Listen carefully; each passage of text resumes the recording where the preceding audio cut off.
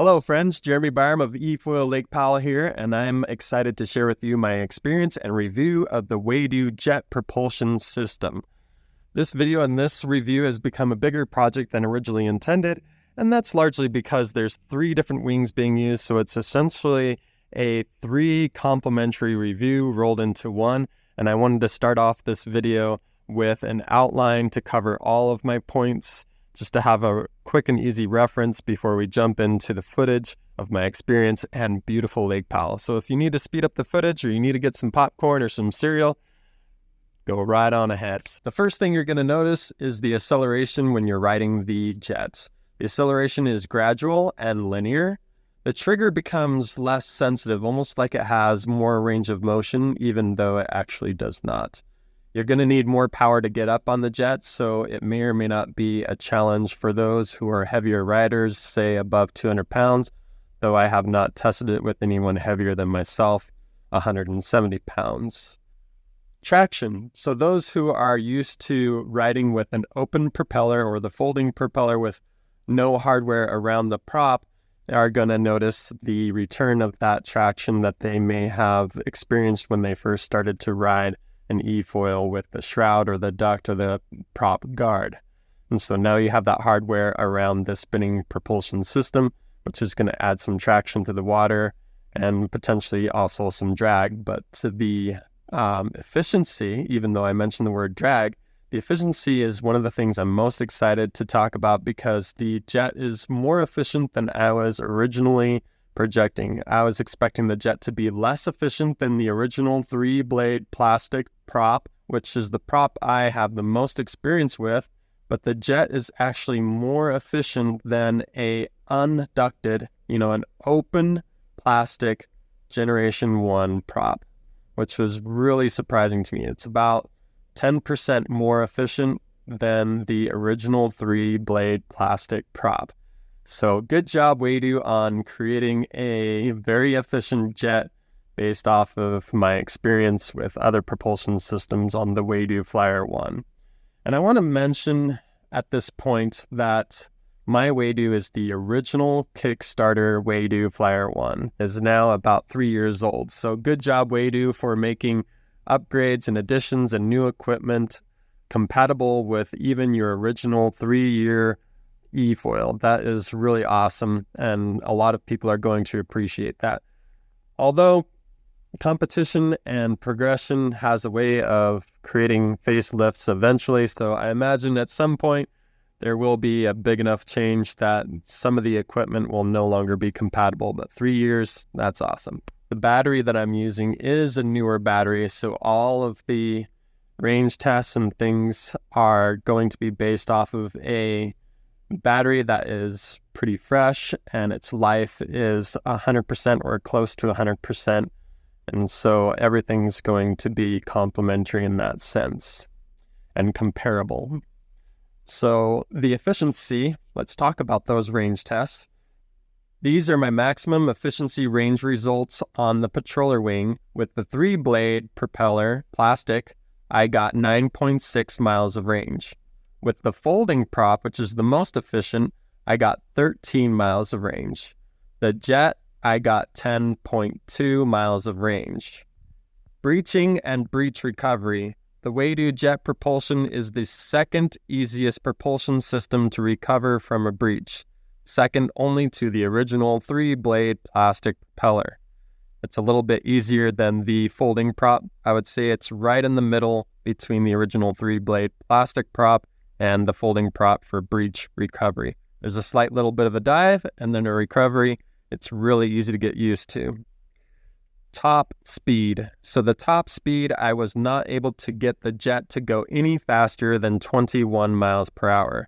In general, when I'm using the 3-blade plastic prop, when I set the speed at a certain speed level or gear, I would get the same in the miles per hour. So for example, if I went 15 on the gear level, I would get 15 miles per hour. With the jet, I'm getting 17 miles per hour. However, when I reach gear 19, gear 20, it tops out at 21 miles per hour and will not go any faster even at gear 24. And my theory, it may be BS in the sense of bullpucky, or it might be BS in the sense of basic sense, is that at that speed, the volume of water entering the containment area of the propulsion system is maxed out, and it just can't get any more volume of water in there, and it can't go any faster than 21 miles per hour. So it just gets louder and probably sucks battery faster. So for me and my purposes and my uses on the patroller wing, there's no sense in me going any faster than gear setting 20. But for most people, 21 miles per hour is going to be fast enough. But if you're a racer and you want to go faster than 20, you're definitely going to want some other propulsion system other than the jet. The folding prop is going to be the fastest, as I get 5 miles per hour faster than the set speed on the folding prop, which I've put a massive delay on reviewing that, and eventually I'll have a review on the folding prop. Sound and volume of the jet propulsion system is similar to the original 3-blade plastic propeller. It's not as quiet as the folding prop. It's not really loud either, but as you do get faster, I would say it's a little bit louder and more vibration than the original 3-blade plastic propeller. I think the sound level is a really good sound and volume, as it still has a sound that will alert others when you're nearby for safety and awareness. And it's quiet enough that communication will still be clear between another rider, whether you're just simply riding with a friend or if you're teaching a beginner. Many people, including myself, are really excited for jet and more shielded propulsion options coming to the eFoil market, because it's going to help alleviate the concerns that individuals, organizations, or even some countries may have in regards to an open propeller system, whether those concerns are warranted or biased due to past instances of people putting an outboard motor on a surfboard, for example. So the injuries that have happened are not eFoil injuries, or the ones that are eFoil injuries, they're so rare that it's more like a plane crash. And so when the injury does occur, it can be quite alarming and graphic. And actually, coincidentally, most of the more serious injuries are actually with the prop guards, shrouds, or ducts, where it's partially shielded with large openings, which creates a blender effect. And, mentioning that, you can see why an injury like that would be alarming. But again, it's super rare. And does the jet still have openings? Yes, it still has openings, but they're so small that the chances of an appendage getting inside are practically zero. And if you're still concerned about the openings, which I will show you very soon as we get into the footage, you can wear shoes, and you can, when you fall, make sure that your hand is balled up into a fist, because the only thing that's going to get into there is going to be a finger. I can't even get my thumb in there sideways. Flat I can, but sideways I can't. So that's just, how small the openings are. Chances are very tiny. Speaking of beginners, that's one thing I do not have in this video, is opinions and footage of teaching beginners.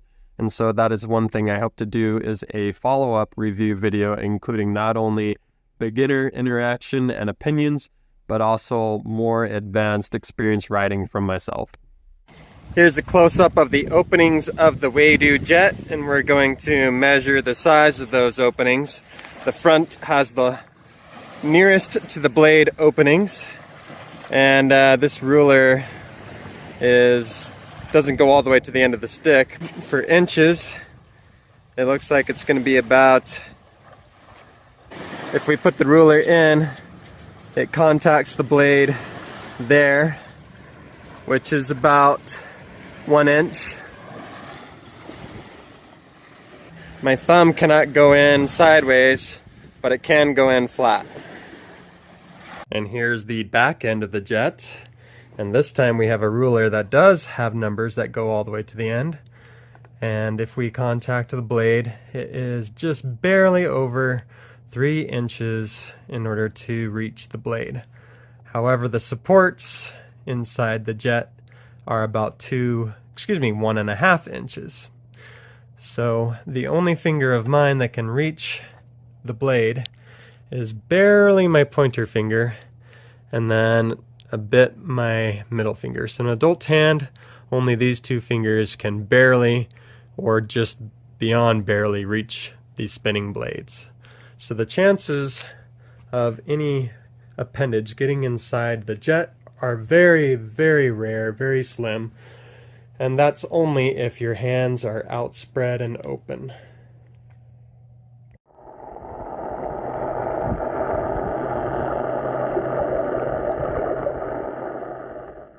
We're going to test out the Flyer One jet here at Lake Powell near Antelope Canyon.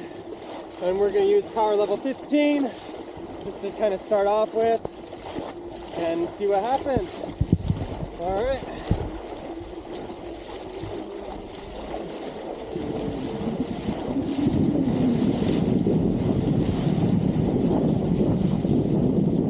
Very smooth, gradual acceleration. Whew. I'm not used to the extra traction from the, I'm assuming from the shroud, the duct around the propeller. I can definitely feel that it's not quite as loose as when there's nothing around the prop. Alright, just a little something extra to get used to. Normally with the original 3-blade prop, I would get the same speed in miles per hour as the gear that I was using, or the power level I was using.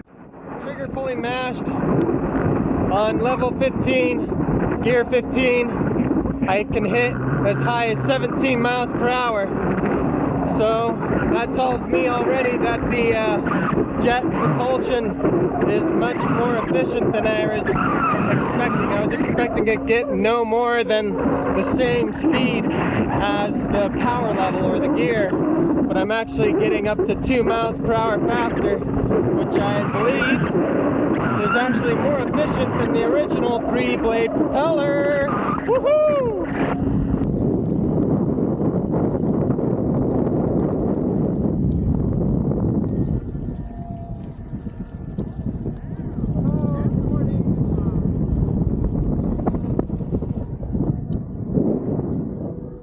Let's show you just how gradual this thing gets up and going. Using power level 15, and then I'm going to go full throttle. Full throttle. Power level 15. And there, I can finally get planing enough to fly. So it's got a very mellow, gradual acceleration, which is just excellent. Woohoo!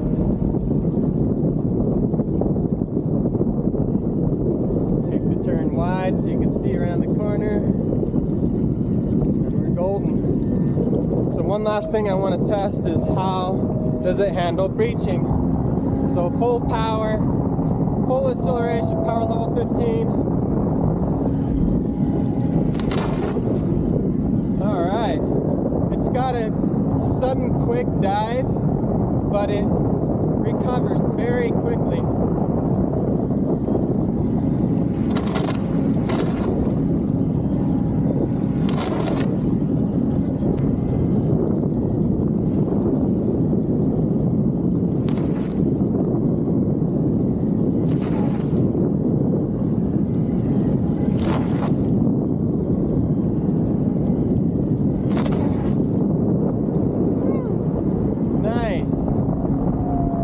It may take a while for me to figure out how to hold a breach, but breach recovery is the second best breach recovery of all propulsions, second only to the original 3-blade propeller. Alright, let's see at what lowest power level can I continue to fly after already flying. Power level 13, power level 12, power level 11, uh-oh. Alright. Let's get back on the right side. Power level 10.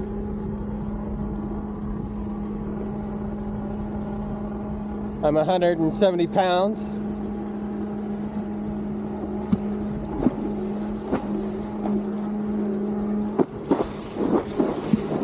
Yeah, power level 10 is probably it.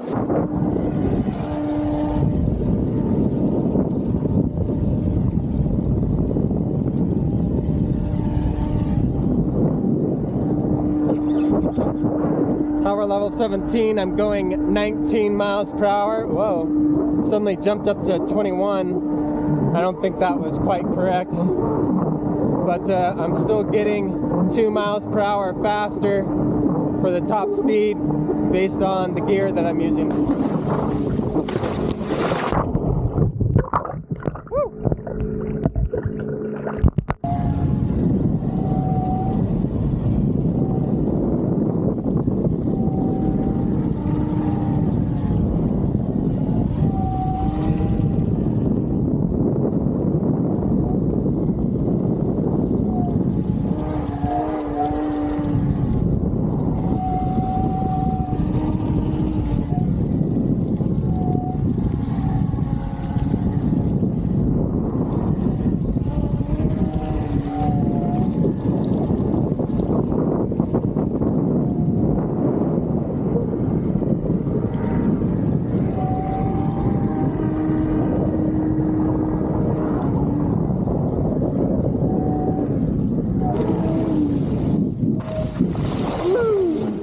We're going to do full speed sitting down because I feel better going constant full speed sitting down with lower center of gravity. So currently we're on power level 20.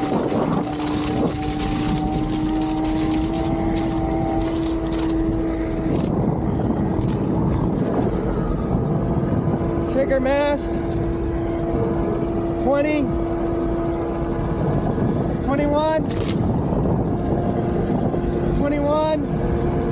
Power level 21, power level 24, 21 miles per hour, 21 miles per hour, 21, still 21, 21, you can't go any higher than 21.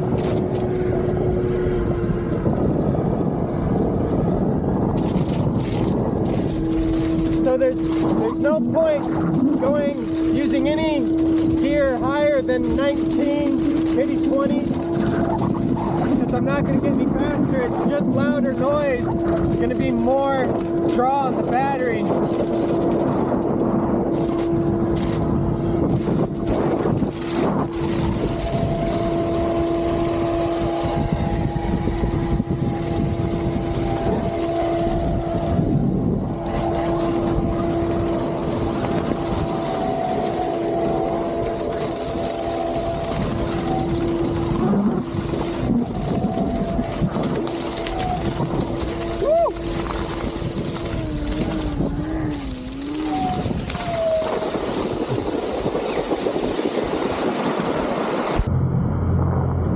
I'm sorry to say that I don't remember the exact speed or power level that I was using to surf this tourboat wave. I was probably using power level 8 because they do run at a faster speed going by the marina than a typical surf boat.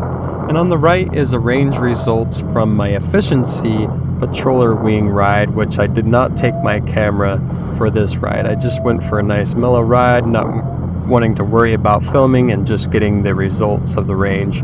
I also have some range results of the footage that you're watching now, which was more of a fun ride. Although efficiency wasn't a priority on this fun ride, I did report a similar range as my efficiency range test because of the time spent surfing on this tour boat as well as a wake surf boat in the region. But I do not have footage surfing on the wake surf boat because I ran out of room on my camera and I had to make some room later. All of my range tests, I want to point out that the distance is most important because almost every single time I talk to someone about my alien watercraft, and so the time allotted is incorrect and longer than it should be because of my stopping and talking to people. I do wake surf on almost every single one of these rides, but the efficiency range test I tried to wake surf only a little bit so I wouldn't skew the range too much. going to see what minimum power it takes to lift off with the gliding wing, the original stabilizer, my 170-pound weight, and the jet.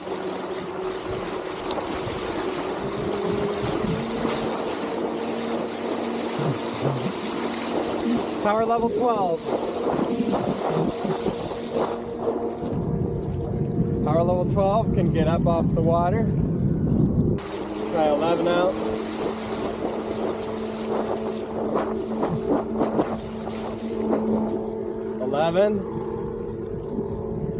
Can get 11. How about 10? I'm guessing not 10. Okay, gliding on the water. Try to get some speed up. Nope. 10 is not going to do it. So minimum takeoff speed is power 11. Trying to find my footing here that I like. Just gotta get used to the new wing jitters, right? Power level 9. All right. With the patroller wing, I had to pump at power level 10, and no pumping necessary at power level 9. But I feel like level 8 is gonna be the pumping speed. Level 8. Yep. Can't stay up with 8. So, we're gonna do a range test with the gliding wing 1500, similar to what I did with the patroller wing. The patroller wing, I was using power level 12, which was 1 level higher than minimum flying speed. So I'm going to do that again. I'm going to do 1 level higher than minimum flying speed. So we're going to go to power level 10. So this wing is going to be possibly about 10% more efficient based off of speed.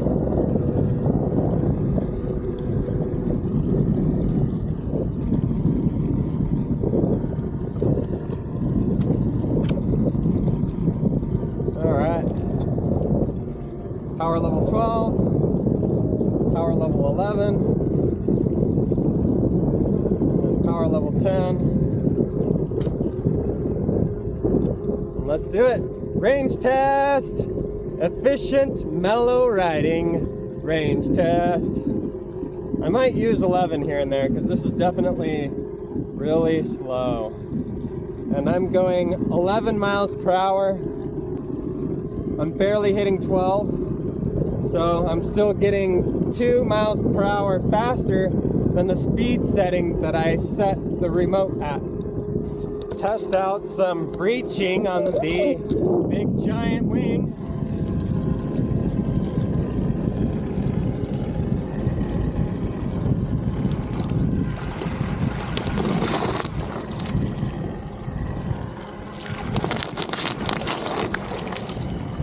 Very easy recovery.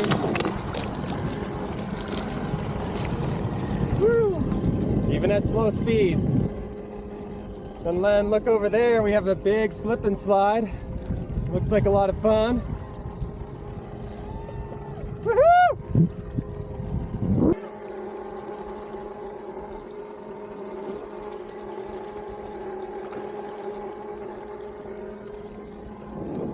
So cool. Lake Powell is the best, everybody. I also plan to do a separate review video of the gliding 1500 wing at a later date. I got a lot of other videos, as always, planned in the works.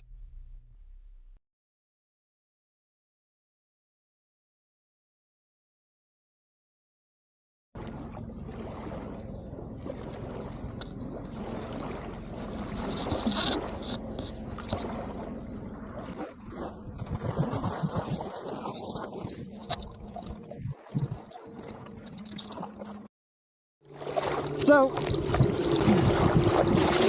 I needed a minimum of power level 11. 11, I think it was, to be able to take off the water with the gliding 1500. So let's see if I can get up on 10. Woo! Probably not. The Explorer wing. Yeah. Try 11. Power 11, gear 11. Can we get lift off with power 11? I don't think so. The gliding wing is going to give you greater lift at slower speeds, I think. Power level 12. Power level 12 is definitely going to give you takeoff speed. Alright. Let's find the minimum flying speed. Once you're already up, you can lower the speed lower than what you could to take off the water. Power 11, power 10, and on the gliding wing, 8. I couldn't do it. 9, 8. No. Same as the gliding wing, but there's a 1 power level lower speed to glide and get up on the gliding wing 1500. So you could go about 1, maybe 2 miles per hour slower on the gliding wing if you really wanted to. Alright, let's go! Range test! So we're going to use the same rules as before. I'm just going to use 2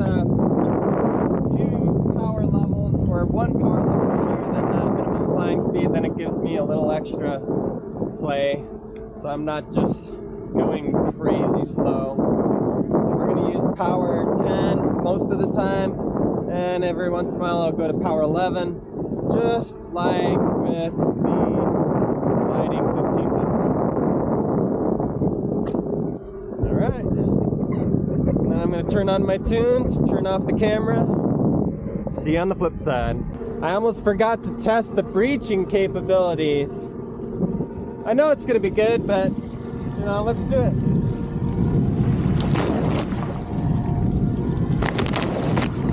This is power level 12. 14 miles an hour, just like all the other wings, so I'm getting 2 miles per hour faster than the gear or speed setting that I'm using. Very easy recovery. Very nice, especially when you're going a bit faster. When you're going minimum speeds, then it might be a little bit harder for recovery. So another thing I wanted to say is that this wing at a slower speed does not maintain the 2 miles over the set power level as with the gliding wing. Because when I have it set at power level 10, I never ever saw 12 miles per hour. So the gliding wing is going to be at least 1 mile an hour faster with someone my size, which is going to be better for surfing waves.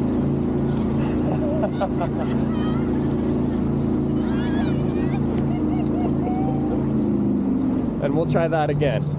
I can go significantly slower or riding the wave.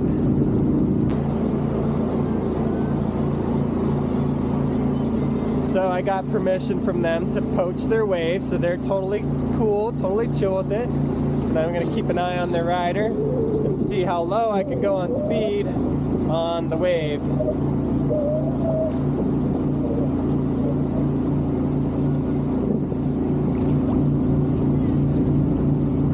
Power level 8.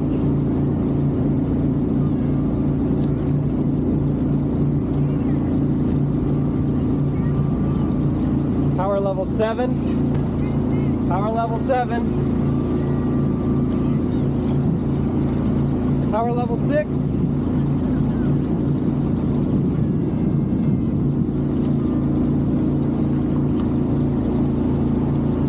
Power level 5.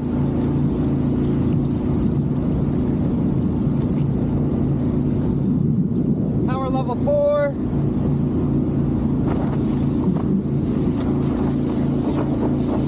All right.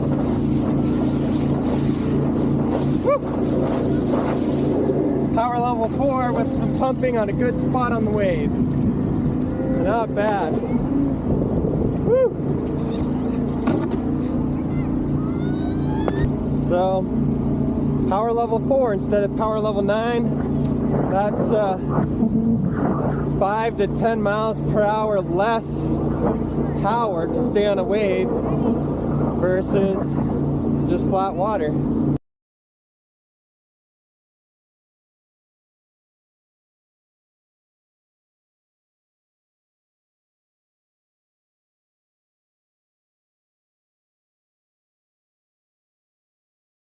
Like it has more range of motion, though it actually doesn't. Oh my gosh, you freaking dog. Unlock.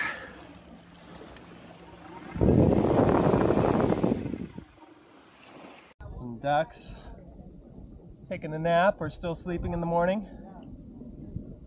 Man, I love Ice Cream Canyon. Can never have too much ice cream, I always like to say.